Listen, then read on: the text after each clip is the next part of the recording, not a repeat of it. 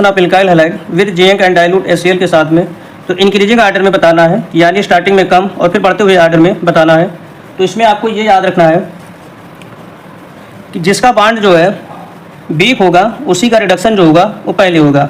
तो अगर हम बांड स्ट्रेंथ की बात करें तो बांड स्ट्रेंथ सबसे ज़्यादा RCl का होता है, फिर RBr का होगा, फिर RI का होगा। तो जिसका बांड स्ट्रेंथ ज़्यादा होगा उसका रिडक्शन कम होगा, और जिसका बांड स्ट्रेंथ कम होगा वो पहले मतलब जो है टूटेगा। तो RI का बांड जो होगा वो सबसे वीक होगा, और इसलिए सबसे ज़्यादा रिडक्शन जो होगा, सबसे पहले रिडक्शन जो होगा वो RI का होगा, फिर RBr का होगा, फिर RCl का होगा। तो तीसरे का हमारा सेकंड आंसर सही हो जाएगा। एक कॉन्सेप्ट आप लगा सकते हैं, रिडक्शन में CX यानी कार्बन और हाइड्रोजन बांड टूट जाता है, यानी जब रिडक्शन होता है तो कार्बन और हाइड्रोजन बांड टूट जाता है।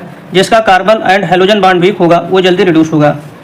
तो बांड स्ट्रेंथ की बात करें तो सबसे ज़्यादा बांड स्ट्रेंथ जो होता है कार्बन और क्लोरीन का होगा, फिर कार्बन ब्रोमीन का होगा, फिर कार्बन आयोडीन का होगा। तो कौन सा बांड टूटेगा जो वीक होगा? तो वीक कौन है? कार्बन और आयोडाइड के बीच का बांड जो वीक होगा, तो ये सबसे पहले टूटेगा और इसलिए इसका सबसे ज़्यादा रिडक्शन होगा।